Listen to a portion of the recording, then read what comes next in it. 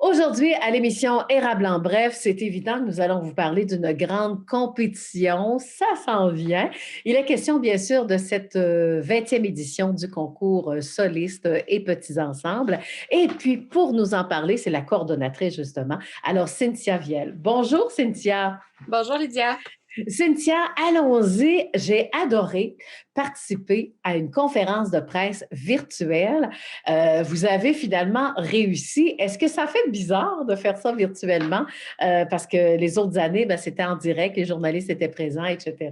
Alors, comment vous avez trouvé cette expérience-là, Cynthia? Très personnellement, j'ai pas de comparatif parce que c'était la première conférence de presse que j'animais. Évidemment, l'année dernière, avec l'annulation du concours, on ne s'était même pas rendu à la conférence de presse. Donc, c'était une première édition pour moi, nouvelle dans tous les sens. Mais ce qu'on a pu remarquer, par exemple, c'était une belle présence des gens et de nos partenaires Mhm. qui ont pu se mettre en ligne, en fait, pour la conférence de presse, là, des partenaires de d'autres régions et tout ça qui ne sont pas là d'habitude. Mhm. Donc ça a été une très, très belle expérience là, pour nous. Oui, et même André Bellavance, qui est le maire de Victoriaville, là, qui a dit au moins l'événement va avoir lieu. Et juste ça lui faisait énormément plaisir. Hein? Mm. Oui, oui, c'est un point auquel on tenait cette année. On le sait que la musique dans le milieu scolaire, surtout quand on commençait l'année, le septembre, octobre, c'était très incertain ce qui allait se passer au niveau de la musique, des concentrations musique, des options. Mm. Donc nous, on s'est dit, on y va, on veut être présent pour la jeunesse musicale puis le milieu musical amateur cette année. Donc on est allé de l'avant avec notre Oui. programmation.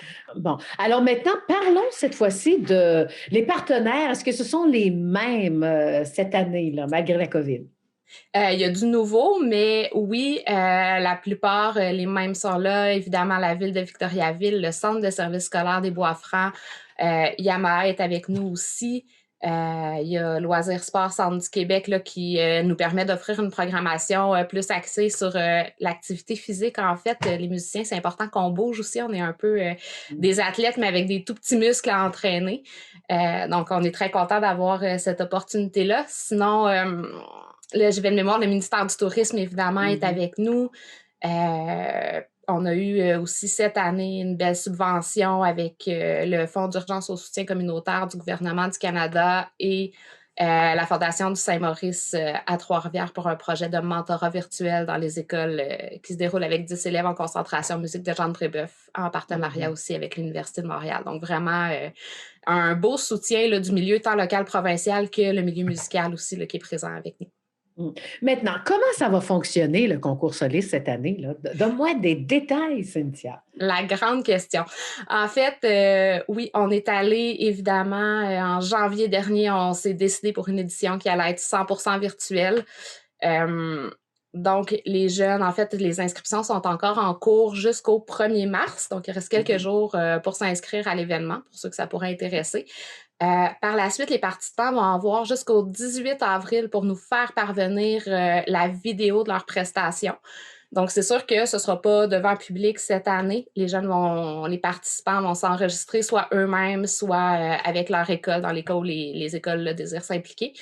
Donc, nous faire parvenir la vidéo. Ce qui est important, en fait, c'est de faire la pièce d'un bout à l'autre sans coupure. Évidemment, le participant, il peut décider de se reprendre dans l'enregistrement de sa pièce, mais nous, ce qu'on veut recevoir, c'est d'un seul jet, en fait. Mhm. Donc, c'est de cette façon-là que ce sera jugé. Nous, on va envoyer les captations à nos juges, donc par catégorie et par instrument, évidemment. Puis, les juges là, vont juger tout en même temps pour garder l'objectivité à la grandeur du Québec aussi. C'était ça aussi l'objectif du concours. Évidemment, ça reste une compétition de musique, donc on veut que tous les jeunes, disons les flûtistes de secondaire 1, ben, soient jugés avec les flûtistes de secondaire 1 à la grandeur du Québec pour avoir la même qualité de résultat qu'on a habituellement. Bon, là, vous me direz si je me trompe, mais justement pour aider les jeunes à faire une belle performance, il y aura des ateliers, hein? Et ça, c'est avant, hein? On va pouvoir écouter les ateliers avant de faire notre prestation. J'ai bien compris, là. Oui, très bien compris, exactement. En fait, ça commence dès le 4 mars, donc la semaine prochaine. On a une série de 9 ateliers qui va commencer pour aider les jeunes à préparer leurs prestations. Donc, toutes sortes d'outils qu'on va leur offrir. Le premier atelier, c'est le musicien stratégique qui est donné par Mathieu Boucher, donc vraiment axé sur la pratique autonome de la musique, comment justement analyser le travail qu'on vient de faire, comment être autonome dans notre pratique à l'instrument pour continuer à s'améliorer. On a une kinésiologue qui est avec nous aussi pour donner des ateliers sur la posture, prévention des blessures, un atelier sur comment améliorer justement les captations vidéo qu'on fait, donc l'éclairage, le son, comment on se présente. Donc Le vraiment, stress, il y en a une sur le oui, stress. Ah, oui, j'aimais ça. effectivement. Oui. On a Audrey Christelle Barbeau de l'UQAM qui est avec nous pour donner un atelier qui s'appelle Je vais par cœur le surmonter le tract, un défi réalisable qui va avoir lieu vers la fin du mois de mars. Et on a Quartz aussi qui est avec nous, le quatuor vocal cette année. Donc oui, en spectacle de clôture le 18 avril à 19h, mais aussi il donne 3 ateliers, donc beatbox, arrangements vocaux et le dernier, justement, vidéo en multi-écran, car exceptionnellement, cette année, les gens qui voudraient enregistrer une vidéo de musique de chambre en multi-écran, là, donc disons des seniors qui ne peuvent pas pratiquer ensemble en ce moment parce que c'est encore interdit de se réunir, pourraient nous envoyer une vidéo de musique de chambre multi-écran. Là, ce sera accepté, donc on a un atelier pour ça aussi. Voilà, ben c'est extraordinaire. Maintenant, au niveau des juges, comment ça va se passer? La remise des bourses?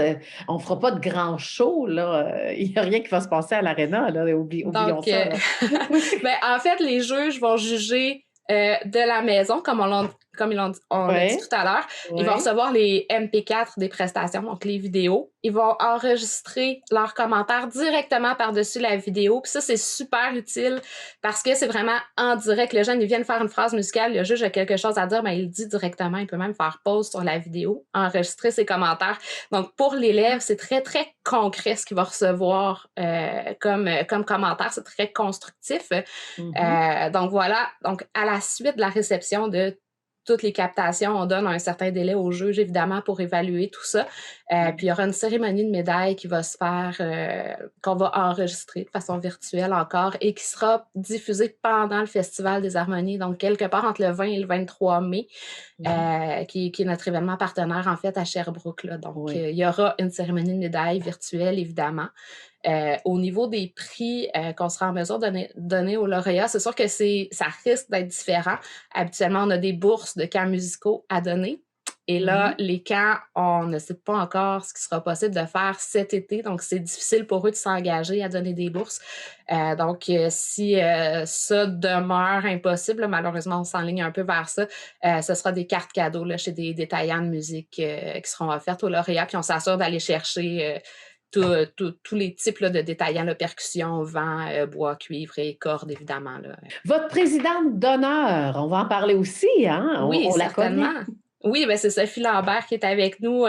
L'année dernière, elle n'avait pas pu tout à fait remplir son mandat de présidente d'honneur parce qu'elle était supposée être avec nous l'an dernier. Donc, elle est de retour cette année comme présidente d'honneur, donc conseillère municipale à la ville de Victoriaville.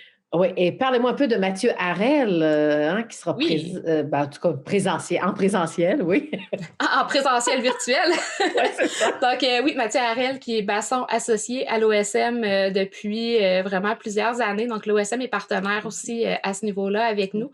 Mhm. Donc, il a participé à la promotion du concours en faisant une vidéo pour les participants et tout ça, déjà qui est en ligne sur nos réseaux sociaux. Puis, Mhm. il offrira une causerie aussi qui sera en direct le 16 avril à 19h. Donc, sur notre plateforme événementielle dont je vous parle tout de suite après. Donc, causerie qui sera animée par Catherine Véribelli, qui est chroniqueuse culturelle à la radio de Radio-Canada. Mhm. Et donc, voilà, où il va pouvoir parler de son métier de musicien, c'est quoi la vie à l'orchestre et tout ça. Donc, ça promet d'être très intéressant. J'allais me dire, ouais, mais au niveau des spectateurs, comment ça fonctionne, là? Est-ce qu'on va pouvoir Oui. regarder ça? Comment ça marche? Donc, ce qui sera disponible pour le grand public, il y a toute la série d'ateliers. Il y a une grande série de classes de maîtres aussi qui va avoir lieu. La causerie de notre porte-parole et le spectacle de Quartz. Tout ça va être disponible sur une toute nouvelle plateforme web, en fait, plateforme vidéo qui est disponible au vidéo.concoursoliste.com. Donc, c'est assez simple en vous rendant sur ce site-là de vous créer un profil et de faire les achats pour les activités que vous voudriez voir. Donc, pour la série d'ateliers, les 9 ou les 10, là, il me reste une petite confirmation à recevoir, sont au coût de 20 pour la série. Donc ça vaut vraiment la peine. Puis aussi, le spectacle de Quartz en vente au coût de 20 Donc, tout est sur la plateforme. Tous les événements seront en direct. Il n'y aura rien qui est enregistré, possible de réécouter par la suite. Par contre, on voulait vraiment garder l'idée de l'événement. Quand on va voir un concert, ben on le regarde pas dans notre salon après. C'est vraiment à ce moment-là que ça se passe. Il y aura un chat aussi pour que les gens, le public, puissent interagir avec les professionnels qui seront là, donc poser des questions et tout ça. Donc, c'est un peu l'idée de l'événement de cette année. Alors, en guise de conclusion, est-ce qu'on a oublié quelque chose, Cynthia? On n'a pas parlé beaucoup des classes de maîtres. En fait, Oui, on vas-y. a à chaque année plusieurs partenaires dans le milieu de l'éducation en musique, les institutions d'enseignement supérieur, donc les universités, cégep qui ont des programmes de musique. Il y en a une dizaine qui sont partenaires avec nous et ils offrent gracieusement des classes de maîtres avec des pédagogues vraiment renommés. Donc, il y en aura 13 cette année entre le 13 avril et le 18 avril. Donc, sur la plateforme, l'horaire est déjà disponible si vous voulez aller voir. Donc, on a Thierry Richard qui est avec nous, Martin Carpentier, Madeleine Doyon-Robitaille, Corinne Lantier. Un paquet de musiciens que j'admire, que j'apprécie, puis que j'ai très, très hâte de voir en classe de maître. Puis c'est une autre façon pour les participants d'aller chercher, j'ai juste un mot en anglais qui me vient, je suis désolée, de l'input de la part de d'autres professionnels que leurs professeurs privés. C'est vraiment comme un cours en ligne, donc où ils viennent jouer. Donc, il y a du public. C'est très enrichissant pour le public aussi, moindrement, là, qui est musicien ou musicien amateur, d'entendre les conceptions d'interprétation et tout ça de ces pédagogues-là. Ben oui, mais c'est génial. En plus, c'est ouvert au public. Oui, Alors, ça, les classes de bravo maître, c'est notre aussi. programmation qui est gratuite là, cette année. Voilà. Eh bien, je vous souhaite une belle édition, un beau 20e en même temps, parce que, faut le dire, c'est un 20e anniversaire, c'est quelque chose, hein? C'est un 20e très différent, mais on sera présent. Voilà. Ben, merci beaucoup, Cynthia. Passez une très belle journée, hein? Merci à vous, Lydia. Bonne journée.